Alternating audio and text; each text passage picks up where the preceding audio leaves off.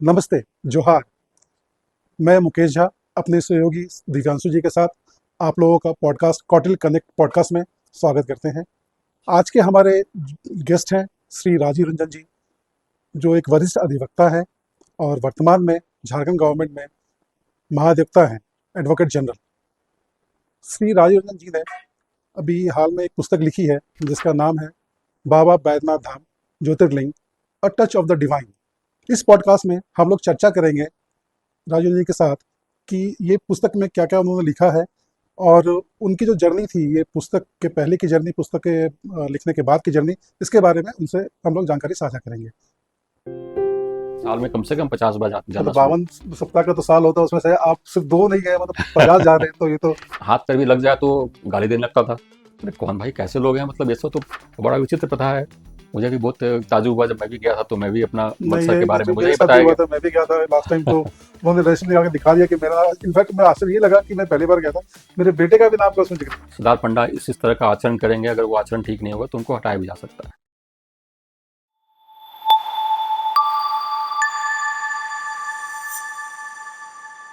Kautilya connect में हमारे आज के गेस्ट हैं राजीव रंजन जी, जो एडवोकेट जनरल भी है झारखंड गवर्नमेंट में। सर ने अभी जस्ट एक किताब लिखा है, पुस्तक लिखी है, Baba Baidyanath Dham, a touch of the divine.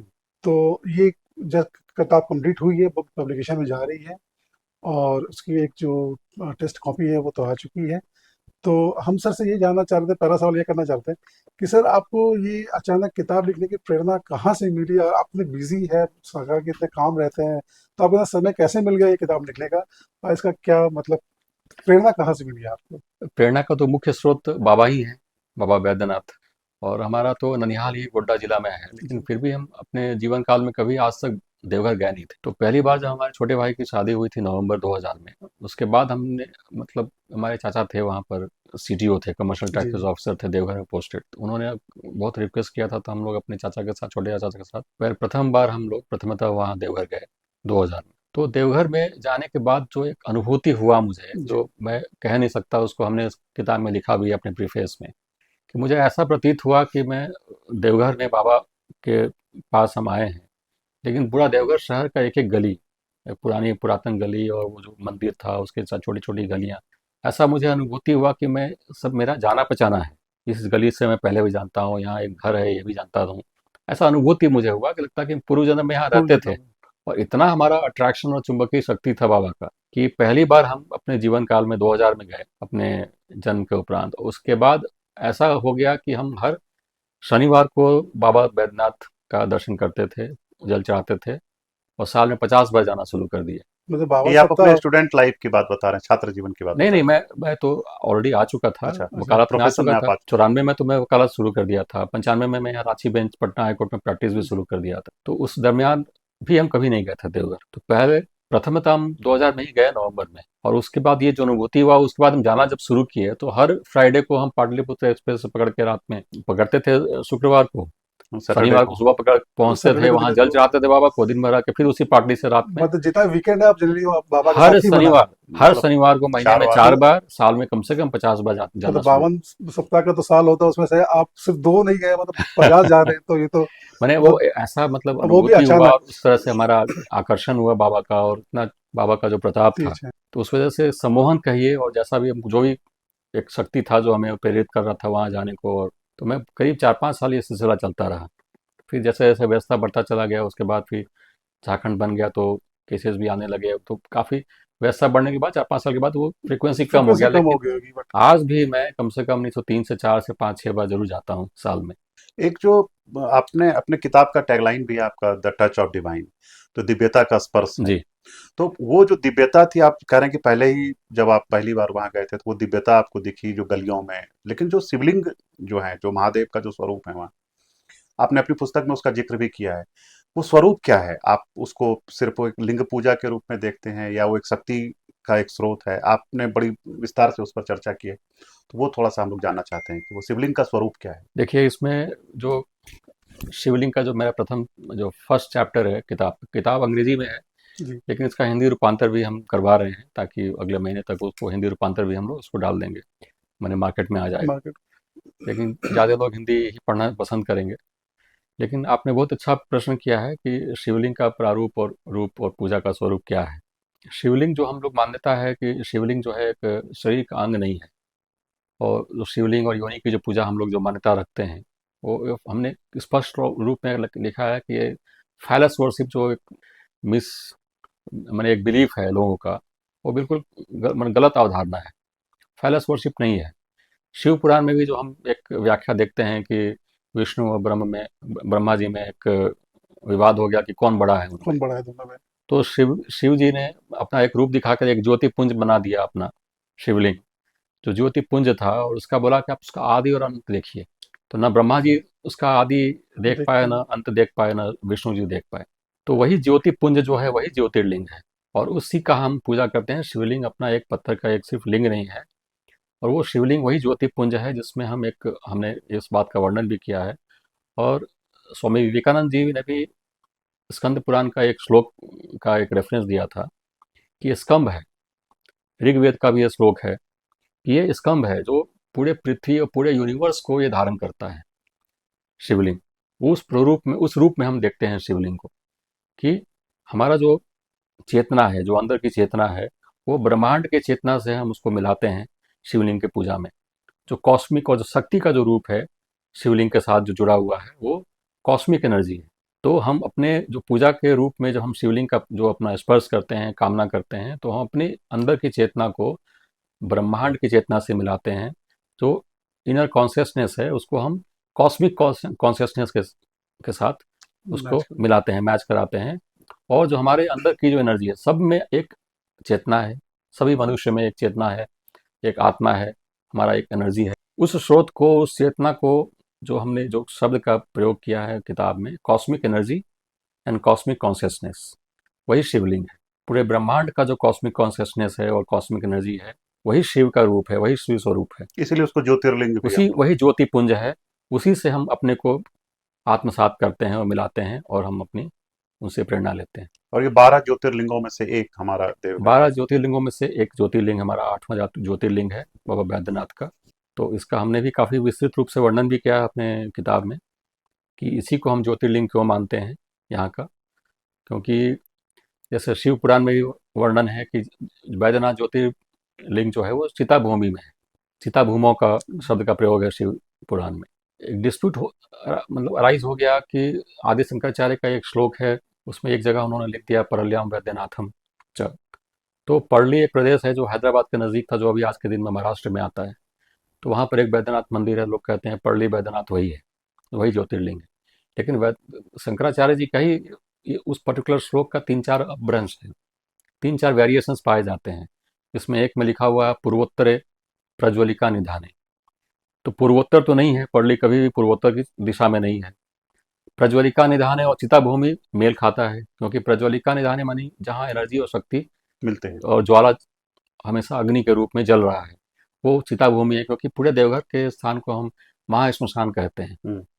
तो ये दो ही जगह है, या तो बनारस में है जहाँ पर मणिकर्णिका घाट है बाबा विश्वनाथ के पास, और एक हमारी चिता भूमि जो पूरा एंटायर चिता भूमि है पूर्वोत्तर में है, तो बाबा बैद्यनाथ ही पूर्वोत्तर में है।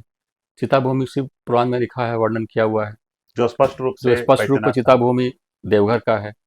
पद्म पुराण में भी इस श्लोक का ज्योग्राफिकल लोकेशन दिया हुआ है। उसमें लिखा हुआ है कि दक्षिण पूर्वोत्तर गमनेश्य गंगा, माने कि जो जो पूर्व गंगा की दिशा में बहती हुई गंगा गंगा के है। या, दक्षिण तट पे बाबा अच्छा, बैद्यनाथ हैं, जोग्राफिकली। जहाँ हरितिकी वन है। तो हरितिकी वन भी यहाँ हम इससे जोड़ते हैं। और पूर्वोत्तर में भी है, चिता भूमि में भी है, और ईस्ट फ्लोइंग गंगा, यानी कि पूर्व की दिशा में बहती हुई गंगा के दक्षिण तट पे भी है तो उस लिहाज से भी सुल्तानगंज। ये उस लिहाज से भी प्रमाणित बाबा होता है। बैद्यनाथ में, क्योंकि दक्षिण तट गंगा का परवली तो नहीं हो सकता हाँ, कभी भी। वो तो यही जगह होगी। तो प्रामाणिकता के तौर पे, और पुराण में कहीं और परली बैद्यनाथ का कहीं वर्णन नहीं है। तो बाबा बैद्यनाथ ज्योतिर्लिंग जो है वो देवघर में ही है, और वहीं है। और ये सभी संतों का भी एक निष्कर्ष है कि बाबा बैद्यनाथ ही ज्योतिर्लिंग है जो देवघर में है। और जो साहित्य है और जो जो हिस्टोरिकल जो अलग अलग समय में जो रेफरेंसेस हैं वो भी बताते हैं कि जो वही बैद्यनाथ है बताते वो हैं, जैसे देवघर। ह्यूएन सांग 645 एडी में वो आए थे, तो उन्होंने भी जो ये रास्ता जो था, अजगैबीनाथ का मंदिर है हमारा सुल्तानगंज में, वहाँ से लोग जल उठाते हैं, और वहाँ से लेकर के बाबा को जल अर्पण किया जाता है। क्योंकि वो उत्तर गामिनी उत्तरवाहिनी गंगा, गंगा है। उत्तरवाहिनी गंगा है वहाँ पर सुल्तानगंज में, जो हमारे हिंदू शास्त्र में और सनातन में उसको बहुत हम शुभ मानते हैं। जी। तो उत्तरवाहिनी गंगा सुल्तानगंज में है, जो देवघर से करीब 110 किलोमीटर की दूरी पर है, देवघर से उत्तर की दिशा में है। तो वहाँ से लोग गंगा का जल उठा करके और बाबा बैद्यनाथ पे चढ़ाते हैं। ह्यूमन सांग का ही वर्ष जो एक कांवड़ यात्रा कांवड़ यात्रा जिसको के रूप में हम देखते हैं उसको आज। वो उस समय के काफ़ी वर्णन में है कि काफ़ी वहाँ प्रचलित था शिवलिंग का पूजा गैबीनाथ में, जी। और उसका वर्णन भी है कि मेला लगता था देवघर में। 645 एडी की बात मैं कर रहा हूँ। तो जितने भी आपके फैक्ट्स थे, जितना भी फैक्ट्स आप बता रहे हैं सर बाबा बैद्यनाथ को लेके, तो इसका रेफरेंस कहाँ, सोर्स ऑफ फैक्ट्स कहाँ से है हम लोग का? जैसे एक तो आपसे पुराण बता रहे हैं, इसके अलावा और कहाँ तो कहाँ देखिए से? पुराण पुराण में जो है, जैसे शिव पुराण जी। में बाबा बैद्यनाथ का वर्णन है, वर्णन है। मत्स्य पुराण में है, पद्म पुराण में है, स्कंद पुराण में है, और कई उप पुराण में भी है इसका जी। वर्णन। तो सभी पुराण में आरसी हाजरा ने एक किताब लिखी थी, उसमें उन्होंने सभी पुराण का एक काल खंड बताया है, क्योंकि हभी सभी पुराण में सभी जो खंड हैं वो एक ही काल के नहीं हैं, अलग अलग काल के अलग अलग खंड हैं। तो उन्होंने मोस्टली ये कहा है कि भविष्य पुराण और ये जो है उनका कालखंड जो है वो करीब 6ठी शताब्दी से लेकर के 12वीं शताब्दी के बीच का है। अच्छा। तो ये पुराण जो हमारे हमने कहा कि शिव पुराण है या पद्म पुराण है और स्कंद पुराण है, मत्स्य पुराण है, इसमें सभी का में रेफरेंस है बाबा बैद्यनाथ का। तो इसी पीरियड का है, 6ठी शताब्दी से लेकर के आपकी 10वीं 12वीं दादा शताब्दी के बीच का है। यानी कि 6ठी शताब्दी में भी बाबा बैद्यनाथ का पूजा अपने किया जा रहा रूप था में प्रचलित था। तो उस समय में अगर ये इसका वर्णन है तो ये पूजा तो उसके पहले से चली आ पहले रही है। से, डेफिनेटली। तो वो तो अर्लीस्ट ट्रेडिशन हम देखते हैं उस समय से। तो उसके पूजा का पद्धति और ज्योतिर्लिंग होने की वजह से शिवलिंग की पूजा तो उसके पहले आदिकाल से चली आ रही है। और आदिकाल से भी पहले जो जो मान्यता है, जो पॉपुलर मान्यता जिसको कहते हैं पॉपुलर बिलीफ, तो शिव पुराण में भी वर्णन है कि ये स्थापित किस लिए हुआ। इसलिए हुआ कि रावण गया था कैलाश, और वहाँ के भगवान शिव का जो एम्बलम है शिवलिंग को वहाँ से जो उनको उसको प्राप्त हुआ, उसको उसने आज्ञा लिया शिव जी से कि हम इसको लंका ले जाएंगे, अपने राजधानी। तो शब्द का जो वहाँ पर जो था, शिव जी का जो उन्होंने वरदान दिया कि आप ले तो जा सकते हैं लेकिन इसको जहाँ आप रखेंगे वहीं रुक जाएगा, ये आगे नहीं जाएगा। लेकिन ये डिवाइन प्रोविडेंस था कि रुकना भी कहाँ था, उसको तो देवघर में था। देव बाबा धाम और में। देवघर में ही क्यों रुका? क्योंकि देवघर तो आदिकाल से चिता भूमि था, जहाँ आज भी प्रचलित है कि हृदय की वन है, और चिता भूमि मतलब कि सती का हृदय यहाँ गिरा था। तो उस रूप में सती की जो पूजा होती है देवघर में या देवघर के आसपास महाश्मशान के रूप में, वो शिव की पूजा से भी प्राचीन है। पहले से होती, मुझे ये मालूम चला कि पहले सती प्रथा की पूजा वहाँ होती सती की थी। शक्ति की सती की पूजा पूजा होती पूरे थी। क्षेत्र में वहाँ होता हो है रही थी। सीता भूमि में। तो ये आदिकाल से शिव की पूजा से ही पहले की पूजा वहाँ पूजा पर थी। शक्ति की पूजा प्रचलित थी। हाँ। मतलब ये आपकी पुस्तक में भी ये बात आई है हमने कि हमने लिखा शक्ति है, की इसका पूजा वर्णन वहाँ किया है पहले से शक्ति, और इसलिए वहाँ पर एक वैधानिक प्रोविडेंस बोलते हैं, डिवाइन प्रोविडेंस हुआ कि शिवलिंग को अगर रखना भी है, अगर स्थापित भी करना है तो उसी जगह हो जहाँ शक्ति है वहाँ ऑलरेडी। जी। तो रावण का भी जो इच्छा हुआ वो देवघर में ही हुआ, वही रुका। विष्णु के रूप में, ब्राह्मण के रूप में विष्णु जी आए। उन्होंने जो हाथ में हरला जुड़ा जोरी उन्होंने एक स्थान है जहाँ पर विष्णु पद मंदिर भी है, वहाँ पर वहाँ उन्होंने लिया शिवलिंग को, और फिर उसके बाद देवघर में जो उसको स्थापित किया, स्थापित लिंग तो करा। लिंग वहीं रह गया। तो फिर रावण वहाँ से उसको फिर नहीं ले जा पाया, तो हमारे मंदिर वहाँ स्थापित हुआ। और शिव के साथ ही पूजा का वहाँ शक्ति की शक्ति पूजा के शक्ति के साथ शुरू। साथ इनका भी पूजा, शिव का शिव पूजा जी का शुरू पूजा हुआ। भी। तो इस पूजा पूजा पद्धति को हम शाक्त पद्धति भी बोलते हैं। जी। शैव और शक्ति का जो मिलन है वो शाक्त है। और हरला जोरी को हम इसलिए कहते हैं हरला जोरी कि हरिहर का मिलन है वो। हरि माने विष्णु विष्णु और हर माने शिव। शिव, दोनों शिव के। जी को आप वहाँ उतारे हैं, हरि और हरि, विष्णु ने खुद उसको ग्रहण किया और शिवलिंग स्थापित किया, इसलिए हरला जोरी बोलते हैं उसको। शक्ति चूंकि वहाँ पहले से स्थापित था, इसलिए उसको स्थापित किया गया, विष्णु ने वहीं स्थापित किया जहाँ शक्ति ऑलरेडी था। तो इसका भी वर्णन है, शंकराचार्य ने खुद कहा है, सदा वसंतम गिरिजा समेतम। कहीं और ज्योतिर्लिंग में कहीं भी आप नहीं पाएंगे कि शक्ति पार्वती की पूजा एक साथ होती है शिव की पूजा के साथ। शिवलिंग की पूजा है, लेकिन शिवलिंग की पूजा के साथ पार्वती का पूजा मानी गिरिजा के साथ भी पूजा शिव जी का। शिव जी और गिरिजा एक साथ वास करते हैं वहां पर देवघर में। मतलब ये बाकी ज्योतिर्लिंग में इस तरह का नहीं बाकी है, ज्योतिर्लिंग में कहीं नहीं कहीं है, नहीं एक ही पाया जगह है। विश्वनाथ में भी बोलते हैं कि पार्वती भी वहां से आते हैं, क्योंकि वहां भी मणिका का घाट है। घाट है। हाँ। अच्छा, वहाँ पे चला चलती। तो वहां पर भी पार्वती का, लेकिन ये सदा वसंतम गिरिजा समेतम आदि शंकराचार्य ने बैजनाथ के लिए कहा है। अच्छा, ये तो जो दो आपकी किताब में आपने दो बातें लिखी हैं, एक तो जो मैथोलॉजी का जो पार्ट है, जो हम लोग सुनते रहे, रावण लेके चले थे महादेव को और फिर वो विष्णु के रूप में एक व्यक्ति खड़ा था, जी। ब्राह्मण खड़ा था। दूसरा आपने जो ऐतिहासिक संदर्भ है, जो पद्म पुराण है, स्कंद पुराण है, शिव पुराण है, इनसे सब जो ब्रिटिश हिस्टोरियंस है, क्योंकि माना जाता है कि जो भारत में इतिहास लेखन है वो जो अगर ऑथेंटिकेट हुआ तो ब्रिटिश के दौर में उस पर काफी काम हुआ, और जो ऐतिहासिक साक्ष्य हैं, लिटरेरी एविडेंस है, तो वहां से भी आपने काफी सारे साक्ष्य एकत्रित मैंने किए। बहुत सारा उसमें जो रेवेन्यू रिपोर्ट्स हैं गवर्नमेंट का, उस समय का ब्रिटिश गवर्नमेंट का रेवेन्यू रिपोर्ट्स, और आर्कियोलॉजिकल सर्वे ऑफ इंडिया, जो आज का एएसआई नहीं था, उस समय का एएसआई ब्रिटिश गवर्नमेंट का, 1830 1840 का एएसआई का, उसका सर्वे रिपोर्ट बहुत लोगों ने कराया है। जैसे इसका हमने पहला वर्णन हम पाते हैं 1833 में, मोंटगो मोंटगोमेरी मार्टिन ने जी 1838 में इसका वर्णन किया है कि सुल्तानगंज से लोग श्रद्धालु वहाँ से जल उठा करके और अर्पण करते हैं, कांवड़ यात्रा करके बाबा पे जल चढ़ाते हैं देवघर में। यानी कि 1838 में पहला वर्णन आया है, एक इंग्लिश ऑफिसर ने लिखा है। फिर 1868 में, 1878 में बेगलर ने लिखा है। 1868 में विलियम विल्सन हंटर, जो डिप्टी कमिश्नर संथाल परगना के थे, कैंप किए थे कई महीनों तक देवघर में, और उन्होंने काफ़ी विस्तृत रूप से संथाल परगना के पूजा की पद्धति, संथालों की पद्धति, मरांग बुरु का जो एक कंसेप्ट है पूजा का पद्धति, रुद्र का पूजा, उसके बारे में बहुत विस्तृत जानकारी दिया है उन्होंने अपने रिपोर्ट में। उसमें भी बाबा बैद्यनाथ के बारे में विस्तृत वर्णन है, उस मंदिर के बारे में है। 1878 में जेडी बेगलर ने, जो आर्कियोलॉजिकल सर्वे के रिपोर्टर थे, उन्होंने रिपोर्ट तैयार किया था। 1883 में राजेंद्र लाला मिश्रा, जो एशियाटिक सोसाइटी ऑफ बंगाल में, उसने उन्होंने एक आर्टिकल लिखा था। उन्होंने पूरा, जेडी बेगलर ने और राजेंद्र लाला मित्रा ने, और 1905 में ब्रैडली बर्ड का भी एक रिपोर्ट है। उन्होंने पूरे एंटायर उस समय के पूरे मंदिर कॉम्प्लेक्स का एक नक्शा भी बनाया था।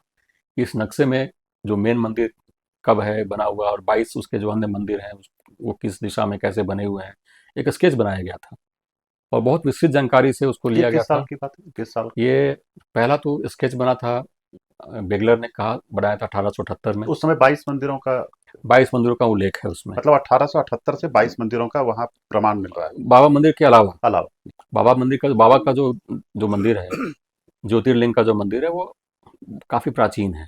लेकिन 22 मंदिर जो हैं उसके आसपास 1878 में उसका वर्णन है। फिर 1883 में जब राजेंद्र लाल मित्रा ने जो अपनी जो एशियाटिक सोसाइटी में जो अपना जो लेख लिखा, उसमें ये 22 मंदिर का वर्णन है।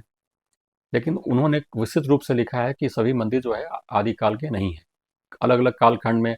सरदार पंडा ने कोई 15वीं शताब्दी में, कोई 16वीं शताब्दी में बना है, 17वीं शताब्दी में बना है। लेकिन उन्होंने भी स्पष्ट तौर पे ये कहा है कि जो बाबा का जो प्राचीन मंदिर है, जो बिल्कुल एक पत्थर का जो बना हुआ है, उसकी प्राचीनता 6ठी शताब्दी के पहले तक की है। इतिहास कह सकते हैं, बैद्यनाथ धाम मंदिर का इतिहास ये है कि 6ठी शताब्दी के समय ही उसका निर्माण मंदिर किया गया था। मंदिर जैसे उसके बाद जैसे पूरनमल थे, जी महाराजा गिद्धौर थे, गिद्धौर के राजा थे पूरनमल। तो उन्होंने 16वीं शताब्दी में 1500 ईस्वी के आसपास उन्होंने कुछ जो उसके मंदिर के सामने का जो जो लॉबी है जो वो एरिया है। बनाया था। लेकिन वो पूरे मंदिर का वो निर्माता नहीं है। वो गर्भगृह के अलावा जो अतिरिक्त गर्भगृह के अलावा जो एक लॉबी बना था, अतिरिक्त बरंडा निर्माण, वगैरह जो अच्छा। बना हुआ है, जी वो जी उन्होंने पूरनमल का बनाया हुआ है। लेकिन उसके पहले का मंदिर है, और चूंकि ये वर्णन 6ठी शताब्दी में भी आता है पुराणों में, और ह्वेनसांग अन्य ने अपने यात्रा ह्वेनसांग में वर्णन वाली। कई जगह रेफरेंस आता है, तो ये मंदिर पहले का है, आदिकाल का है। इसकी प्राथमिकता अभी तक कोई कार्बन डेटिंग इस पे नहीं हुआ है। नहीं हुआ। लेकिन चूंकि मंदिर और पूजा पद्धति का काफी प्रचलित हो चुका था, बाबा बाबा का ज्योतिर्लिंग का पूजा, शिवलिंग का पूजा, तो ओपन में तो रखा नहीं हुआ होगा। हाँ डेफिनेटली वो तो तो बना शिवलिंग ही, तो कहीं उसको स्थापित किया गया होगा, मंदिर बना गया होगा। मतलब 6ठी तो शताब्दी के पूर्व ही किया गया होगा। पूजा 6ठी शताब्दी के भी पूर्व से तो से चल रहा चला है। था, लेकिन 6ठी शताब्दी से के आसपास ये मंदिर ही बना हो सकता है। ये एक जो काफी आदिकाल है, बहुत पौराणिक मंदिर है। एक जो नाथ संप्रदाय के प्रभाव की बात कही जाती है कि नाथों का वहाँ एक तस्वीर भी आपकी पुस्तक में है जिसमें कि कुछ नागा सन्यासी दिख रहे हैं, वो तो एक नाथ पंथ का भी प्रभाव रहा है, ऐसा कुछ नाथ ऐतिहासिक? संप्रदाय का भी प्रभाव रहा है वहाँ पर। जो बाउंड्री वॉल है देवघर मंदिर का, उससे जुड़ा हुआ एक नाथ संप्रदाय का आश्रम भी था। अच्छा, ये हाँ, अब अस्तित्व और में उसका शायद नहीं। बाउंड्री वॉल अब अस्तित्व में नहीं है, लेकिन वो बाउंड्री वॉल एक कॉमन बाउंड्री वॉल हुआ करता था। इसके तरह लोग कहते हैं कि एक अंडरग्राउंड टनल था, टनल जिससे था। नाथ संप्रदाय के साधु वहाँ से आते थे और पूजा करते थे, फिर चले जाते थे उससे। इसका वर्णन है, क्योंकि नाथ संप्रदाय का प्रचलन और इसका काफ़ी व्यापक असर था इस क्षेत्र में। जी। बनारस के आसपास वो ईस्टर्न यूपी का जो क्षेत्र है, और पूरा बिहार का क्षेत्र, बंगाल का क्षेत्र में सबसे ज़्यादा इसके फॉलोअर्स हुआ करते थे उस समय। तो नाथ संप्रदाय का आश्रम देवघर में था और आज भी उसका व्याख्या मिलता है, और ये मंदिर से सटे हुए ही उनका आश्रम था। सर ये अब बाबा बैथन मंदिर में पूजा की पद्धति क्या होती है, मतलब क्या पद्धति है, कितनी कैसे तरह की पूजाएं पूजाएं होती होती हैं? हैं, कैसे होती इसका हैं? भी हमने अपने पुस्तक में काफ़ी एवं उल्लेख एक चीज किया और है। हम सुनते हैं काफी सरदार पंडा के बारे में भी, उनकी क्या देखिए, दोनों भूमिका रही है? अलग अलग पहलू दोनों है अलग हैं। कि सरदार पंडा जो इसमें थे कि 200 फैमिली दरभंगा से महाराज लेके आए थे और उन्होंने बसाया था इनको। तो विलियम विंसल हंटर ने भी लिखा है, इसके बारे में वर्णन किया है कि 12 या 13 फैमिली आया, किसी ने 200 फैमिली का वर्णन किया है। तो इस तरह से फिर अब तो पंडा समाज काफ़ी विकसित हो चुका है। तो उसी में से सरदार पंडा का जो प्रचलन है वो 1500 सिटी, उसमें भी कहते हैं कि पहला जो पंडित थे मुकुंद जिनका नाम था, वो नाथ संप्रदाय से थे। अच्छा, वो एक हम्म, रिलेशन मिलता है दोनों के हाँ। बीच में। तो जो पंडा पंडा लोग जो अपना लीनियस मानते हैं सरदार पंडा के समय, तो पहला पंडा का जो उल्लेख है, जो मोहनानंद झा मिश्र का जो लिखा हुआ पुस्तक है, उसमें भी उन्होंने मुकुंद का जो पहला पंडे के बारे में वर्णन किया है।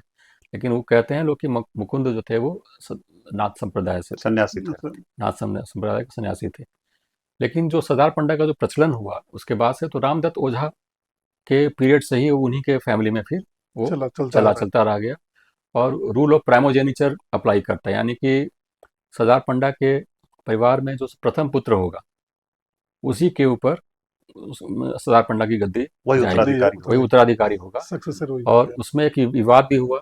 तो शैलजानंद झा थे, तो 1897 में उनके ऊपर एक सूट फाइल हुआ कि उन्होंने बहुत सारी ये सब गलत काम किया है और संत की पदवती को छोड़ दिया है, पूजा पाठ नहीं करते हैं, ये सब लेके सूट फाइल किया गया था। तो उस सूट में 1901 में जजमेंट आया, तो शैलजानंद दत्त झा को वो निष्कासित कर दिया गया। अब नहीं उसका भी एक कारण था कि 1894 में, 1871-72 में रामदत्त ओझा ने एक इकरारनामा दिया था ब्रिटिश सरकार को, अगर सरदार पंडा इस तरह का आचरण करेंगे, अगर वो आचरण ठीक नहीं होगा तो उनको हटाया भी जा सकता है। उसी का उल्लेख करते हुए, सॉरी, 1872 नहीं, 1791 का वो इकरारनामा है। उस इकरारनामा को का ही उल्लेख करते हुए जजमेंट आया 1901 में कि इसका प्रचलन चूंकि नहीं हो रहा था, इसलिए इनको हटाया जाता है। और उसमें एक स्कीम फ्रेम हुआ कि सरदार पंडा कौन होगा, पूजा पद्धति कैसे, पूजा अच्छा, एक कैसे, सिस्टम बनी हाँ, मतलब। पूजा का सिस्टम कैसा होगा, उसका जो प्रॉपर्टीज हैं उसका कैसे, अकाउंट्स कैसे मेंटेन होगा। वो बर्दवान कोर्ट ने, जैसे जोगेश चंद्र मित्तर डिस्ट्रिक्ट जज थे, उन्होंने 1901 में अपना जजमेंट दिया। काफ़ी विस्तृत रूप से पूरा व्याख्या किया हुआ है, पूरा हिस्ट्री लिखा हुआ है बाबा बैद्यनाथ का उसके उस जजमेंट में।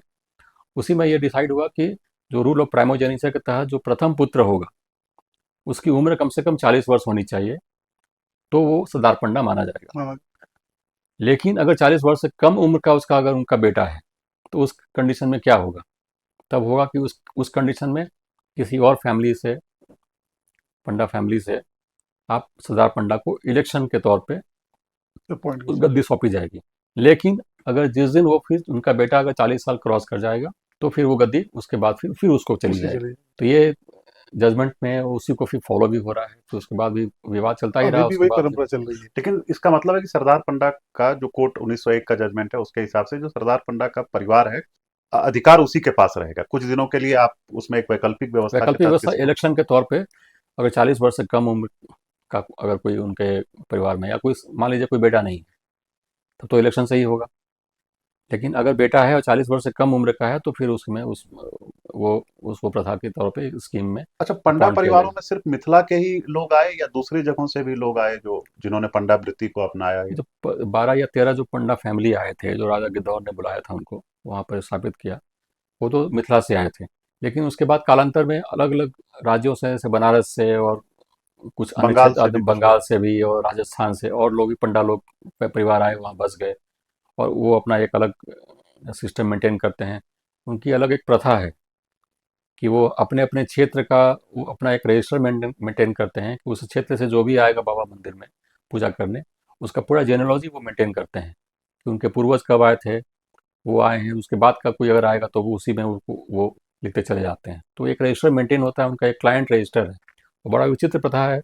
मुझे भी बहुत ताज्जुब हुआ जब मैं भी गया था, तो मैं भी अपना नहीं, मत्सर के ये बारे में जो मुझे मेरे ही साथ भी बताया हुआ गया। था, मैं भी गया था लास्ट टाइम, तो उन्होंने रजिस्टर लगा के दिखा दिया कि मेरा, इनफैक्ट मैं आश्चर्य ये लगा कि मैं पहली बार गया था, मेरे बेटे का भी नाम का उसमें जिक्र किया हुआ जी, था।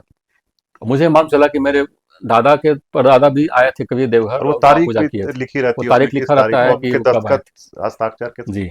एक जो पूजा की अलग अलग परंपराएं हैं वहाँ, जैसे एक सुबह जो पंडा परिवारों के द्वारा महादेव को जल अर्पित किया जाता है, फिर शाम तक में देखिए, कई। वो उस पूजा का तो एक जो शिव का पूजा तो बाबा हैं, बाबा का शिव का पूजा तो बेलपत्र और जल से ही होता है।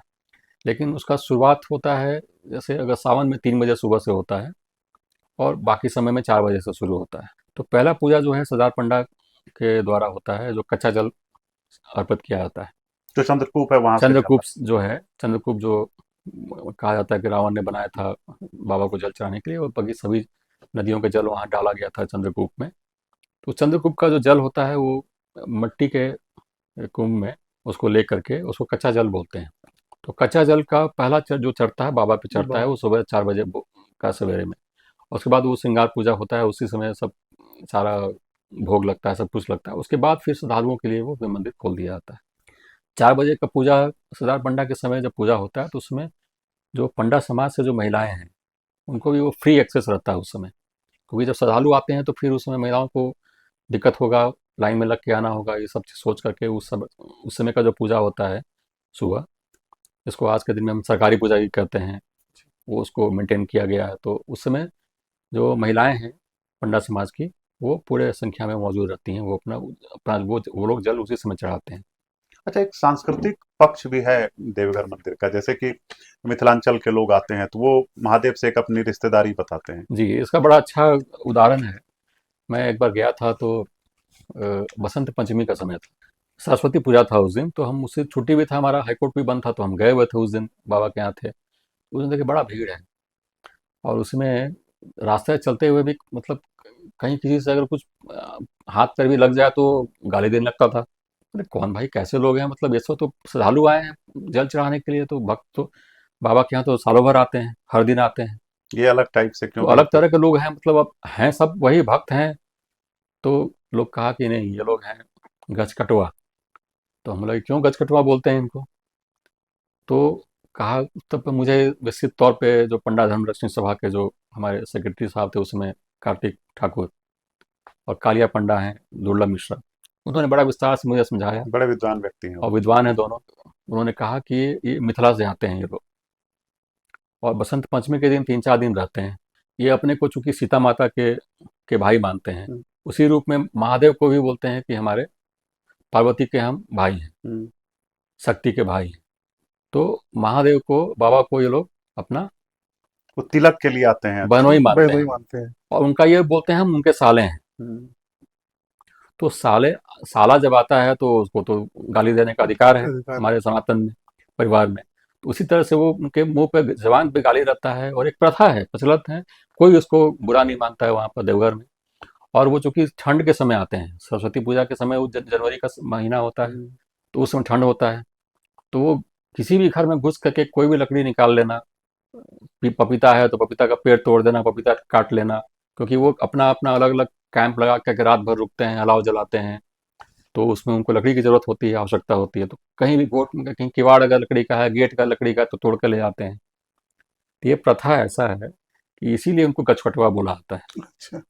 कि लोग लकड़ी इकट्ठा करते हैं तोड़ ताड़ करके और जलाते हैं और अलाव करते हैं, अगले दिन फिर जल का समर्पण करते हैं। और उस समय जो, क्योंकि खरीफ का एंड हुआ होता है वो, ये रबी का, जो रबी का जो जो गेहूं का उपज जो है। उपज होता है, उसका जो पहला उपज होता है, ये लोग उसमें उसको लेके भी आते हैं मिथिला से, और उसको बाबा पे चढ़ाते हैं अपनी फसल। अपनी फसल के तौर पे। अबीर भी उड़ाते हैं, गुलाल भी उड़ाते हैं उस दौरान, और तो कहते हैं कि आते ही हैं, तिलक तो संपन्न करने आए हैं, वो विवाह। उसको बोलते हैं कि हम बाबा का तिलक करने आए हाँ, हैं। विवाह हम फिर साला हैं, शिवरात्रि। सलाह हम तिलक करने। तिलकारू हैं, अब शिवरात्रि में फिर हम विवाह। तिलकारू हैं। और उसके बाद उसके 10-15 दिन के बाद शिवरात्रि आता है, तो हम उसको अपना साला बोलते हैं बाबा को, बाबा के साला हम हैं। तो ये एक सांस्कृतिक पक्ष है एक जो सांस्कृतिक देवघर पक्ष के है, समाज और बाहर। बड़ा रोचक है। और इसको मैं वहाँ गया था तो मैंने देखा अपने स्तर से, और उसको काफ़ी विस्तृत हो, ये पुरानी प्रथा है, आज कई सौ वर्ष से ये चला आ रहा है। और इसका लोग आनंद भी लेते हैं, आनंद भी लेते हैं, लोग उसको बुरा नहीं नहीं मानते हैं मानते हैं। वहाँ एक पर। आखिर में एक ये कि आपकी किताब पढ़ते हुए, क्योंकि आप एक लॉ प्रैक्टिशनर हैं, वकील हैं, इतने वरिष्ठ अधिवक्ता हैं, तो दर्शक, ये जब पाठक के हाथ में ये किताब जाएगी तो एक ऑथेंटिक जानकारी मिलेगी। लेकिन महादेव का जो आध्यात्मिक पक्ष है, जो पूजा पद्धति है, वो भी एक साथ आपने देने की कोशिश की है कि सिर्फ ऐसा नहीं कि कानूनी पक्ष ही दे रहे हैं, बल्कि जो पूजा विधान है, जो विधि है, जो सांस्कृतिक पक्ष है। तो आप पाठकों से क्या आप अपेक्षा रखते हैं कि आपकी किताब को जब वो पढ़ेंगे तो उनकी अनुभूति आप कैसे, आप उसमें क्या समायोजन किया है आपने कि पाठकों के लिए इसमें क्या टेक अवे होगा? देखिए, टेक अवे तो है कि जो महादेव का जो पूजा है और जो आस्था है हमारे शिव पे, बाबा पे, तो शिव अपने आप में आदि हैं और अनंत भी हैं, कोई अंत नहीं है उनका और कोई आदि नहीं है। मतलब माने आदि तो है ही और मतलब अनंत है। अंत अनंत अंत नहीं और है। इतना ये सब्जेक्ट अपने आप में इतना विस्तृत है, इतना बड़ा है, इतना प्रोफाउंड है ये सब्जेक्ट, इस पे आप कहीं एक पर्टिकुलरली व्याख्या नहीं कर सकते हैं इसका। और हर पूरे क्षेत्र में हमारा, पूरे कंट्री में अलग अलग क्षेत्र में अलग अलग लोग रूप में पूजा करते हैं, लेकिन शिव की पूजा काफ़ी आदिकाल से चला आ रहा है, हमारे सनातन से जुड़ा हुआ है। हम इसको ज़रूर कॉस्मिक एनर्जी और कॉस्मिक कॉन्शियसनेस का एक मिलन मानते हैं, शक्ति और शिव। शिव का पूजा शिव। को। पूजा के पद्धति को शिवलिंग के रूप में हम देखते हैं और उनका हम उसी रूप में पूजा करते हैं कि हमको उसमें चेतना हमारी जागृत हो। और उसको हमें इसीलिए हमने किताब में जो फर्स्ट चैप्टर हमने लिखा है, तो मैं रिख्या पीठ गया था। वहाँ पर स्वामी सत्संगी जी हैं जो पीठाधीश्वरी हैं रिख्या पीठ की, देवघर में। तो उन्होंने पूछा कि आपने अपनी पुस्तक का नाम क्या रखा है? तो हमने कहा कि बाबा बैद्यनाथ पर है, तो मैंने बाबा बैद्यनाथ ही का ही नाम रख दिया है किताब में, बाबा बैद्यनाथ ज्योतिर्लिंग देवघर। तो उन्होंने एक लाइन दिया मुझे कि आप इसमें एक चीज़ जोड़ दीजिए, क्योंकि ये कामना लिंग है, तो इसमें आप लिखिए दिव्यता का स्पर्श, अ touch of the divine. Touch of the divine हो तो वहीं तो से। ये शब्द जो उन्होंने दिया वहीं स्वामी से। सत्संगी का दिया हुआ है कि आप इस पुस्तक में इस नाम में इसको जोड़ दीजिए, अ टच ऑफ द डिवाइन, दिव्यता का स्पर्श। तो ये उनका दिया हुआ ये नाम है, तो हमारे लिए तो एक आशीर्वाद ही था उनका। हमने उस पुस्तक में इसको दिया है और पहला चैप्टर भी हमने उसका a touch of the divine ही रखा है नाम, कि शिव की जो पूजा है मान्यता के तौर पे हम कैसे पूजा करते हैं, क्या समझते हैं, इसको हमने एक संक्षेप में 7-8 पन्ने में इसको संकलित करने का प्रयास किया है, डिफरेंट डिफरेंट श्लोक से, कि theory of origin of universe भी यही है। शिव ही आदि हैं, शिव ही अनंत हैं, अनंत है। शिव ही ब्रह्मांड हैं और शिव ही शक्ति हैं, अनंत हैं। अनंत। उस तौर पे हम, लेकिन चूंकि ये इस टॉपिक इतना बड़ा है, वास्ट है, तो उसको रोचक भी बनाना था, क्योंकि देवघर में लोग पूजा इतने इतने श्रद्धालु आते हैं और सब अपने अपने रूप से, अपनी अपनी आस्था से, अपने अपने प्रचलन से पूजा करते हैं बाबा को। तो उसके तौर पे हमने देवघर के बारे में भी वर्णन किया है कि यहाँ 4 भैरव हैं और अलग अलग भैरव हैं, तपोवन है, त्रिकुट पहाड़ है, हरला जोड़ी है। ये सब जब आपकी किताब आ जाएगी एक बार ऑफिशियली पाठकों के हाथ में, तो हम लोग फिर एक बार एक आपसे बात करेंगे, पॉडकास्ट करेंगे। और बिल्कुल। जब आपने कहा कि इतना ये व्यापक विषय है कि महादेव को एक चर्चा में समेटा नहीं जा सकता है, तो पाठकों के लिए और भी जो रोचक पक्ष है, इसका सामाजिक पक्ष है, जो आर्थिक पक्ष है, वो सब भी आपकी किताब में उसका जिक्र है। जी। तो उस पर हम लोग बात करेंगे जब किताब आधिकारिक तौर पे विस्तृत लोगों तौर के पे। हाथ में चली आएगी। तो आज जी। आपने इतना वक्त दिया, इतना समय दिया, तो महादेव की इन शब्दों को सुन करके आज लोगों के मन में जिज्ञासा बनेगी कि जल्दी किताब आए और उनके हाथ में किताब आए तो आपका किताब से सावन के महीने बाद जो भगवान शिव का ही नहीं, महीना वो है, मेरा भी एक दिव्यता का प्रमुख स्पर्श दिव्यता होगा। का है, मतलब वो तो ये प्रमुख संजोग मेरा बहुत अच्छा है कि इसी समय आ रही है। संजोग है कि सावन के महीने में ये मैंने पुस्तक छप के निकल रहा है और हम चाहेंगे कि सावन में ही ये डिस्ट्रीब्यूट हो जाए, चूँकि मैं चाहता हूँ कि माननीय मुख्यमंत्री जी के हाथों ही इसका लोकार्पण हो और जल्दी से जल्दी हम लोग उसको ले आएँगे, ताकि पाठकों को पाठकों को इसका मिल जाए। इसका सावन में ही इसका लाभ प्राप्त हो। और इसके आगे की जानकारी के लिए हम लोग और फिर से एक बार बिल्कुल मिलेंगे और फिर आप लोगों से बहुत बहुत बिल्कुल, बिल्कुल। बहुत थैंक यू। Thank you.